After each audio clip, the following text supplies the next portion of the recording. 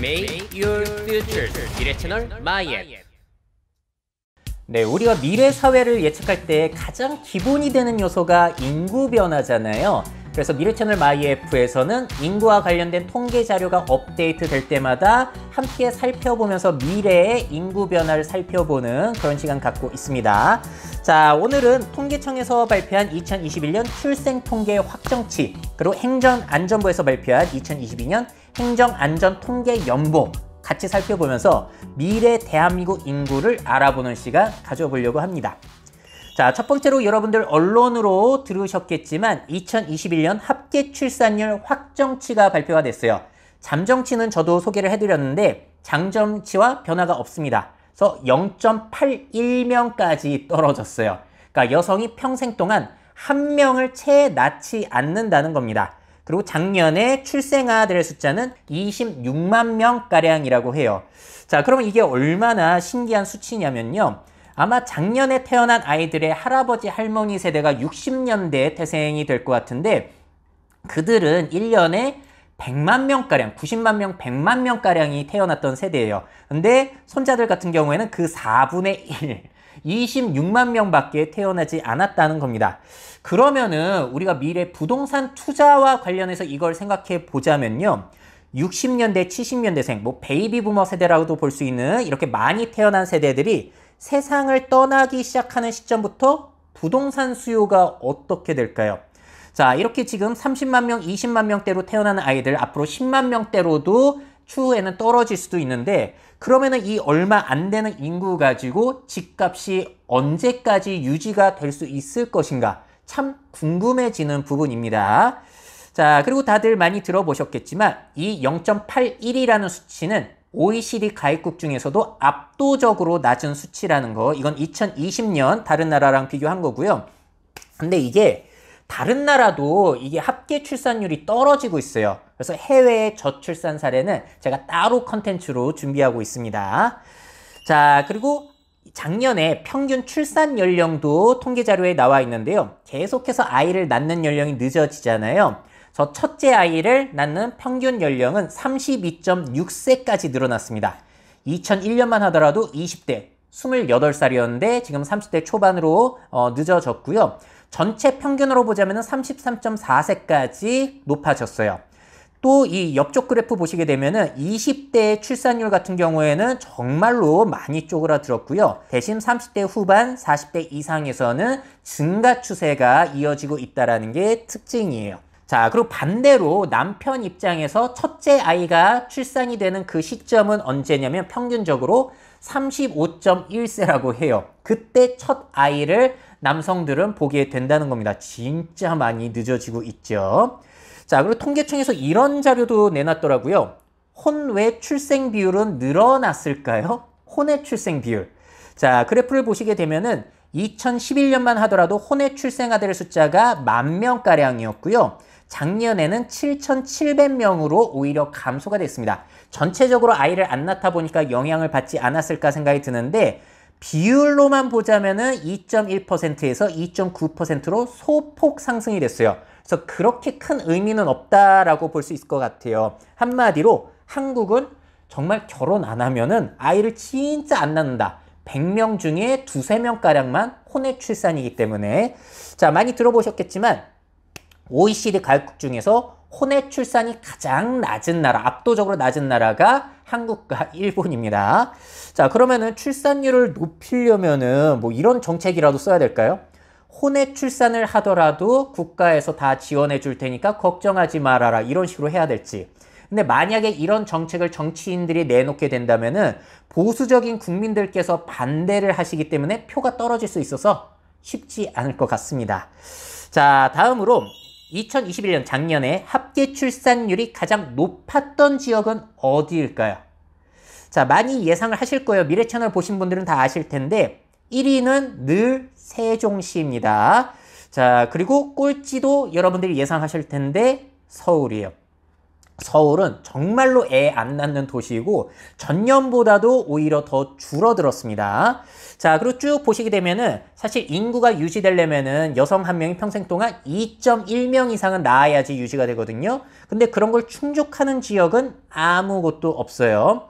자, 그리고 여기에서 굉장히 특이한 수치를 보게 되는데 전남은 전년도에 비해서 많이 줄어들었고요. 광주 같은 경우에는 전년도에 비해서 합계 출산율이 유일하게 늘어났습니다.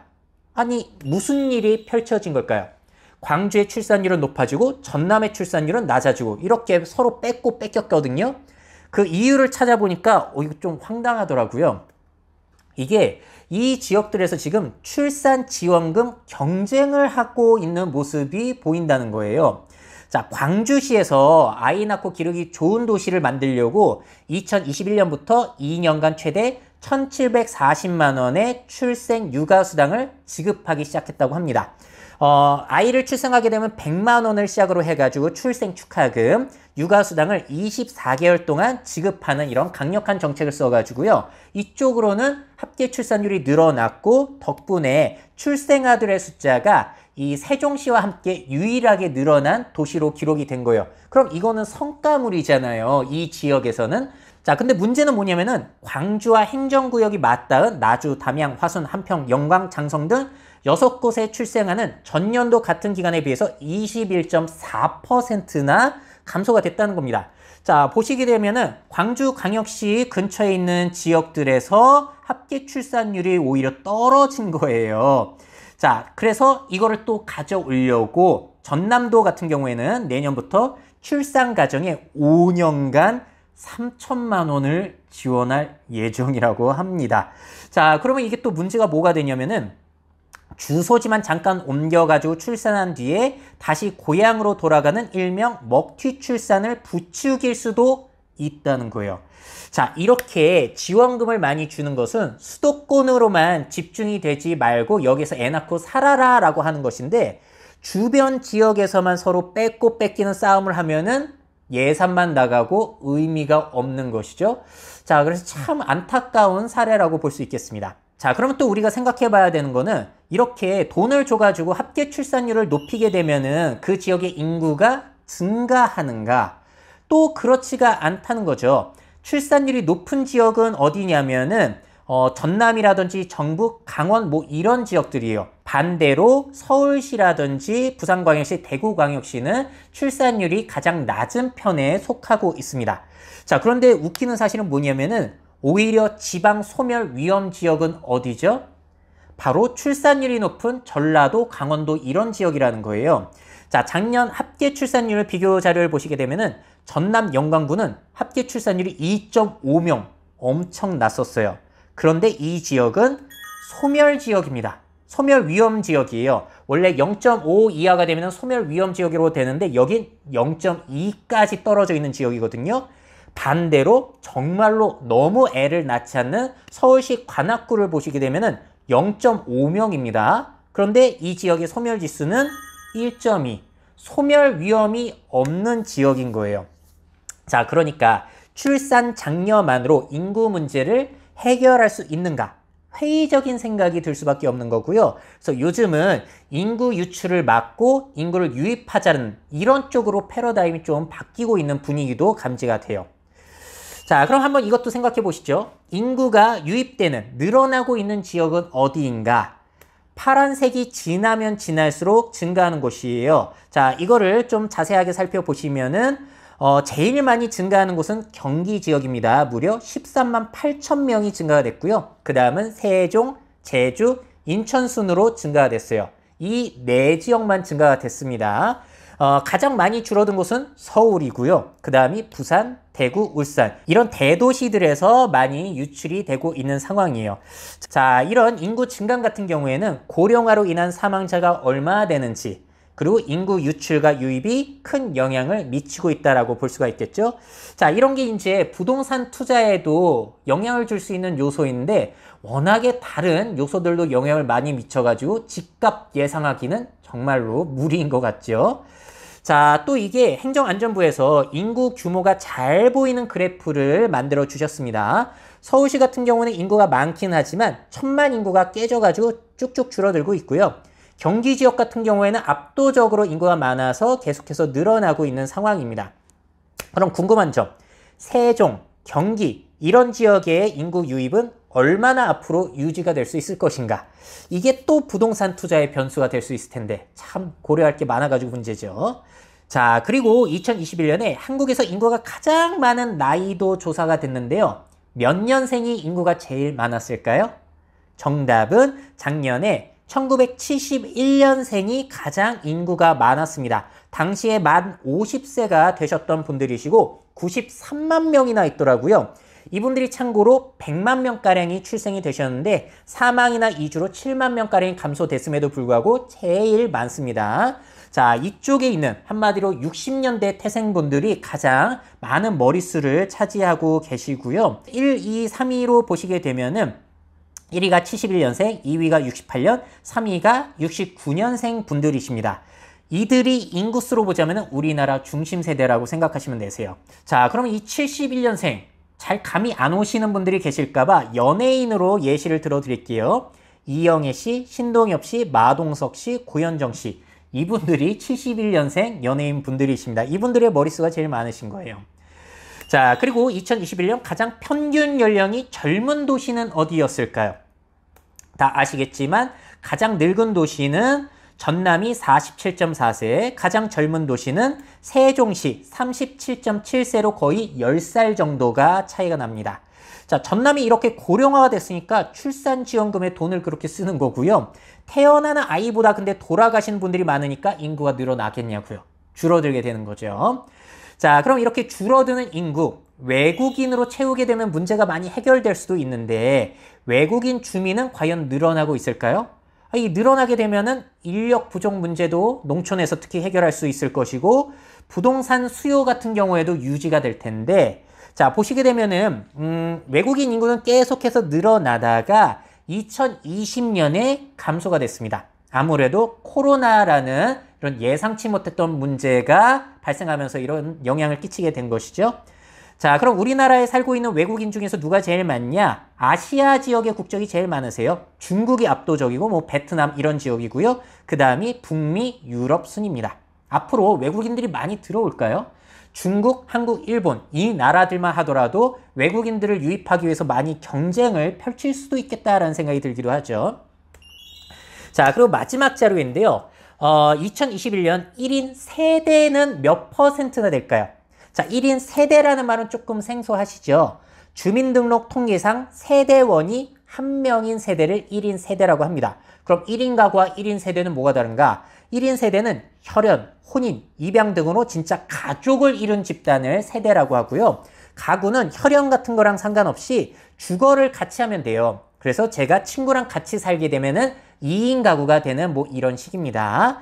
자, 1인 세대가 계속해서 퍼센테이지가 높아져가지고 2020년만 하더라도 39.2%였거든요. 근데 우리나라 사상 최초로 1인 세대가 2021년에는 40%를 넘게 됐습니다.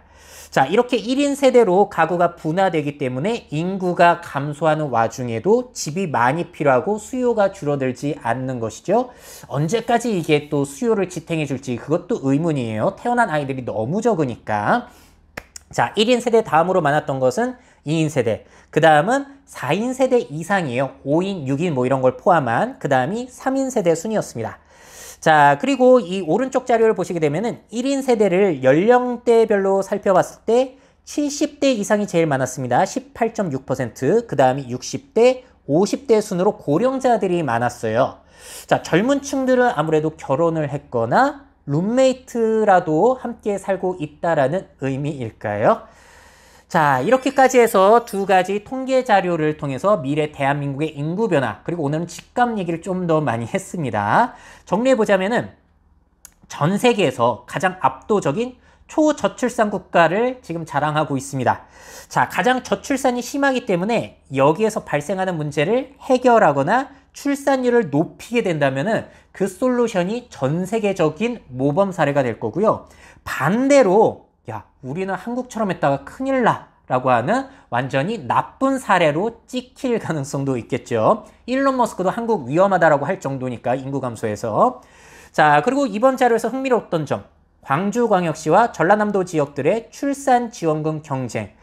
이게 잘 돼야 될 텐데 출산 지원을 통해서 수도권 인구가 유입되기를 바라셨을 텐데 일자리, 문화 편의시설 등이 그 지역에 근본적으로 해결이 안 되니까 그 지역의 사람들끼리 뺏고 뺏기는 제로섬 게임만 펼쳐지고 있더라.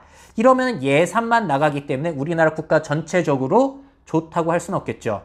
물론 그 지역의 지역장은 우리 지역의 인구가 늘어났습니다. 자랑하실 수는 있겠지만. 자, 그리고 여전히 수도권으로 인구 쏠림 현상이 펼쳐지고 있는데 경기도가 압도적으로 많이 늘어나고 있다는 부분. 그리고 대한민국 평균 연령이 증가하고 있는 와중에 71년생이 최다 인구를 자랑하고 있습니다. 자, 6, 70년대에 많이 태어난 세대가 한국의 성장을 이끌어 왔는데 다음 세대도 이끌어갈 수 있을지 한번 지켜보시고요. 자, 사상 처음으로 1인 세대는 40%를 돌파했습니다. 1인 가구가 되었건 1인 세대가 되었건 나 혼자 산다 대한민국 그 트렌드는 이어지고 있다는 거. 이건 변함이 없는 것 같아요. 자, 그래서 감소하고 집중되고 늙어가는 대한민국의 인구.